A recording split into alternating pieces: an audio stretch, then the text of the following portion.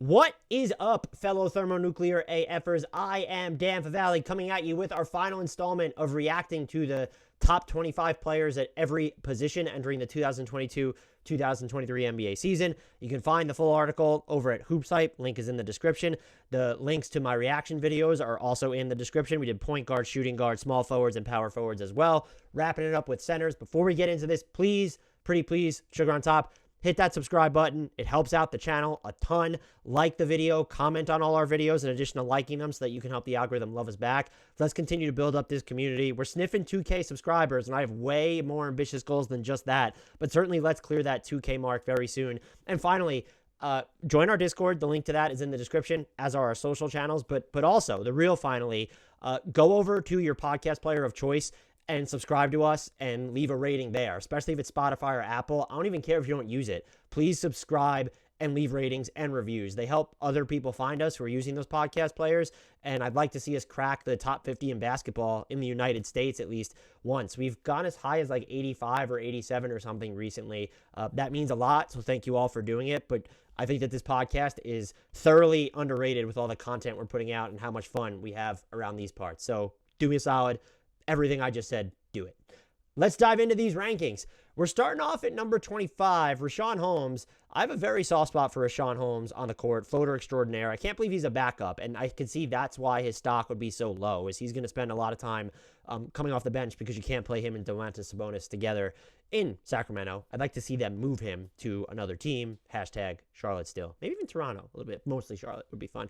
Isaiah Hartenstein, one of the best signings of the summer from the Knicks. They explored his three-point range in Los Angeles, but his passing is great. He can finish above the rim even if he's not necessarily explosive. And then his rim protection, there's more mobility than I feel like his frame indicates, and he was just a stopper at the rim last year. Alperen Sengun at number 23. I already see Rockets fans are probably annoyed at that. Might be a transcendent passer here. Very interested to see what his scoring package looks like outside of the post and away from the basket this season, but I get why you'd have him higher if you do. Kevon Looney, I mean, this dude was just the third best player in the finals, and I just feel like, yeah, he might be limited on offense, but when you look at his rebounding and the way he's able to basically switch across everything defensively, something that he just doesn't receive nearly enough attention for. I've actually seen people call him a liability on defense, and I disagree. Kevin Love at 21, like you're going to put Kevon Looney above Kevin Love. Love was a fantastic guy off the bench for Cleveland last year. I could see that continuing with his passing, his outlet playmaking specifically, then his rebounding and scoring touch as well. Ivica Zubac, one of the most underrated bigs in the game for sure. A pretty good rim protector on defense and has quicker feet. Call them hot feet, nimble feet, whatever you want to there on the defensive end. And then he's just a solid like screener and roll guy for you on offense. And he's going to work to create separation even when he's not getting the ball for other players on that team. Just very plug and play at both ends. Mitchell Robinson at 19. No, look, he's not above Zubac. He's not above Holmes for me. He's young, and he just got paid, but he needs to put it together. This is probably one of the least dynamic players on the offensive end. If you ask him to put the ball on the floor or make any type of decision with the ball that doesn't involve finishing within 3 millimeters of the rim, it's just tough. And so I don't even like his screens consistently enough. And then his defense, like, yeah, that scales everywhere, and he can be dominant on certain possessions, but he could sort of just be wandering in the wilderness on others. I think we need to put him above guys like Holmes and even Hartenstein, who I think is probably the best center on the Knicks roster right now. We need some time. Steven Adams in Memphis, yeah, this dude just remains a pancake screener. He's going to fight for you and box out for you on the glass. There are some limitations on offense, but he can bust out the occasional floater as well. Not as sort of fast defensively, especially moving east-west as he used to be, but we saw Memphis cobble together some really good defensive moments running dual bigs when he was on the court. There are matchups that will be problems for him, though. Bobby Portis at 17. Sure, I'm not. Bobby Portis has been a better switch defender since going to Milwaukee than I thought. And then there's just the offensive value that he provides. It's clear there. So I guess I don't really have an issue with this. There's probably a couple other guys. Like I would prefer maybe Holmes to him when we're talking about centers. I guess Portis will play a lot of center, especially when it's him and Antetokounmpo in the front court. I guess I just don't view him as that traditional center. This is fine, though. Brook Lopez, 16, right after Bobby Portis. This feels a little low, but given how much time he missed last year and he's getting up there in age, we've seen his three-point volume be all over the place, but there's still just he knows how to use space and length to his advantage on defense, so he can cover some smalls. Still a pretty good rim protector, and then just dynamic on offense where he can create his own looks from the outside in or just jack up threes off the catch. Yusuf Nurkic, 15. Yeah, he's decidedly a really good on offense when you look at what he can do out of the short roll as a passer and then some of his finishing around the basket, his screening. I question what he's going to be like defensively if the Blazers want to be more aggressive. You almost have to play him in drop, and I feel like he might have lost a step or two in that regard last season, but just an above-average center in the league for sure overall. Nikola Vucevic ahead of Nurkic. I'm not going there anymore after the offensive season he just had. He's really good at throwing connective passes, and the idea of him beyond the three-point line while exceeding reality does, sort of bend the geography of opposing defenses. Last year was very discouraging, and I think he's become more of where he's gone from sort of like defensive neutral in his best seasons to a clear defensive liability. I would have him behind a couple of these names, definitely Nurkic at this point. Al Horford, yeah, this guy is, I don't want to say he's ageless, but that year in OKC did him well because he found the fountain of youth and then went to Boston and was just a monster. He was mission critical to everything they did as just sort of this secondary passer, even a secondary scorer. He's able to space the floor for them on offense, but able to make decisions with the ball too. And then you have him on defense where it's just like he's not someone you're going to switch off the floor. You're going to play Grant Williams off the floor before you play Al Horford off the floor. 12, Jakob Poeltl. One of the best rim protectors in the game. Can be a very good screener and finisher out of the pick and roll. Free throw shooting's kind of an issue. The rebounding is good. Is he someone that you can have in your crunch time lineup right now? He needs to improve his foul shooting, I would think. And maybe even some of his defensive mobility when he's away from the basket. I'd probably have him a little bit lower, certainly behind Al Horford, but this feels right. He's a dominant rim protector. And then again, very plug and play on offense. I think about 11 might be low. The Hawks are probably hoping it is low.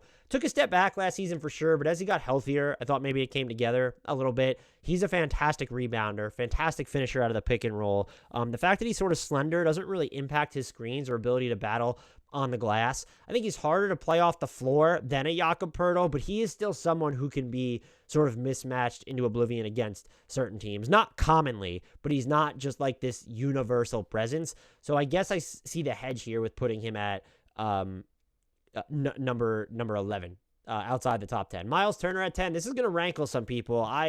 Very high on Miles Turner. I don't want to see him have more on-ball control over the offense in the post or working from the outside in, but he can jack threes at a pretty good clip off the catch, and that's going to really stretch defenses. And then when you look at him on defense, one of the 3 to 5 best rim protectors outright in the game. And I that's just known. I don't think he receives enough credit for how he sort of moves away from the basket, where I think a Clint Capella is a perfect example, very much needs to be located within a certain distance. He is someone more comfortable getting out onto the perimeter, and I think we might see Domas Sabonis exposed in Sacramento more over the course of a full season because of how much Turner is able to do for him defensively when they played together. So I'm fine with him being in the top 10, even if he's not as glitzy when you look at his offensive package.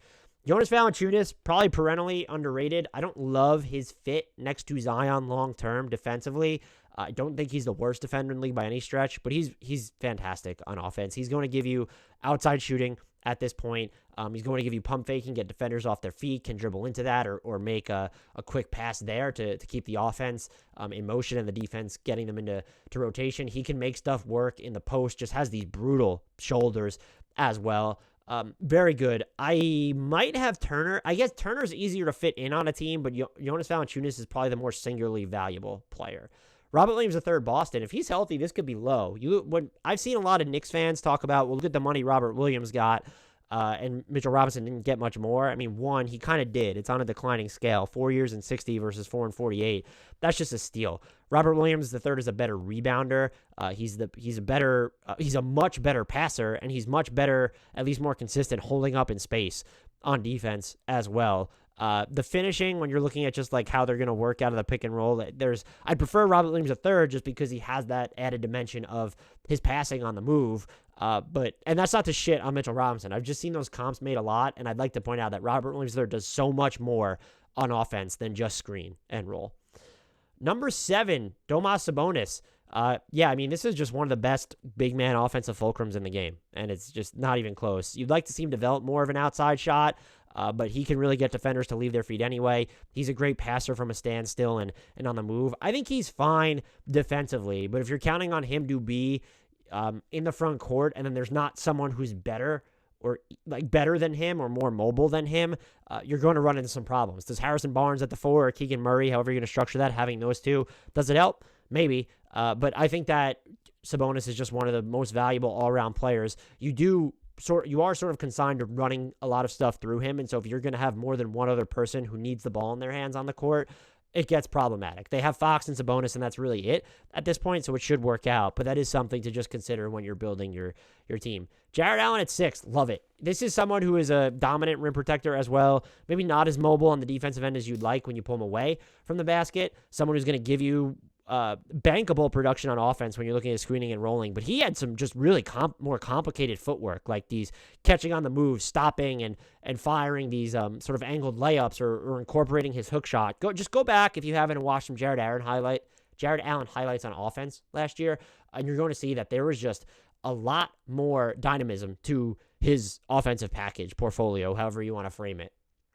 Number 5, DeAndre Ayton. Yeah, I've wondered, people just say reflexively that DeAndre Ayton's a top 5 center, but I guess you look at this, and he kind of is. Like, maybe, I think you can make the case for Allen or Sabonis ahead of him, but that's about it. So we're talking about no lower than 7th. I need to see offensive growth from him. Just not even, like, I guess as a self-creator, but even just playing with more overall engagement to where when you are a play finisher, I want to see, and I think he did his best this past year at remaining consistent on the offensive glass, going up with thrust when trying to finish, but there are too many just like bailout plays still, or games or quarters or halves where you just don't really feel his presence enough on the offensive end, and it's important to strike that balance to always making an impact when you're not going to have the ball. And if you are going to have the ball, like we've seen him do a lot of stuff, I would really like to see the exploration of his outside in game, where I don't want to see him necessarily taking jumpers. That would be a ton of jumpers. That'd be cool. But like, let's face up, put the ball on the deck, really test out his directionality away from the post and how his touch translates there, his ability to get to the rim and maybe draw some more fouls. Love this guy though. And the 4-year max contract, that deal might end up being a bargain for Phoenix. Rudy Gobert at 4. I mean, we know who's kind of in front, so I think I get it. He's a dominant screener and roller on offense, and just very easy to plug next to anyone there. I think he can make the right passes to floor spacers if you're going to surround him with enough shooting. And then defensively, I mean, like, this is still probably the best defender in the game, no worse than the 3rd best overall defender in the game, and I really mean that. It's not just rim protection. He's a system unto himself, not someone you can actively just funnel people towards, but he is, like, there are stats that back up he's been good on switches, and some of those are not the toughest switches. We've seen the highlights of him getting just absolutely trucked by a Chris Paul or one of the other, mega human ball handlers in the league. That's different. He can hold up on a switch better than a lot of these other centers, and to paint him as a liability in certain matchups, it's not fair. It always had more to do with the talent that was in front of him, alongside him, whatever, than it did just him, because he can't be responsible for so much. Much better setup in Minnesota, though, with Anthony Edwards and Jaden McDaniels there. And look, even just Kyle Anderson's there, and then I thought D'Angelo Russell made some improvements as a defender last year. Yeah, Bam Adebayo ahead of Rudy is tough for me. As a playoff defender, yes.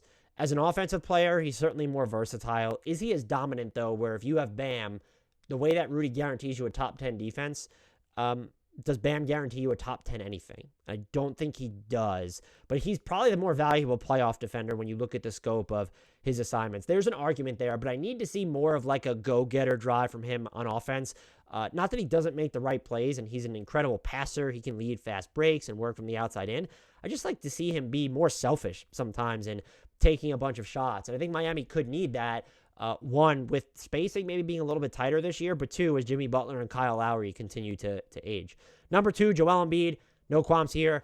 Perhaps the most dominant defender in the game when you look at, he's probably going to be a little bit better on switches than Gobert in certain instances, or I don't know, but just one of the most dominant players where you think of just Shaq or even Zion at this point, where it's more so defense with Zion. Joel Embiid has the ability to be a top 10 player at both ends of the court. Like, that's how you're actually thinking of him. And that's mind melting. Nikola Jokic, number 1. Yeah, he's my number 1, 2-time MVP. If you don't, like, I don't know what your argument against Nikola Jokic is right now. He uplifted a very mediocre to sub-mediocre Denver team without 2 of its 3 best players last year, turned them into a viable playoff contender. He is perhaps, him and Steph Curry and LeBron, like, probably duke it out for the singularly most valuable offensive player in basketball right now. Passing off the charts, IQ just through the roof. And I just feel like he's not, there's probably a middle ground between Jokic is really good on defense and Jokic sucks. Like, yeah, there are matchups that are bad for him, but you can bring him up really high. And he just has the hands and the aggression to make plays and to not be burned. And maybe you don't trust him as your primary backline rim protector to make decisions as the helper or just, calling out coverages for everyone or surveying the rest of the floor. I get that, and it's a limitation, but he doesn't break your defense. Like, he is very much someone who can stay on the court and be league average to slightly better. And I think there's real value in him being able to come up higher towards the level of the screen without getting absolutely cooked in all of these situations.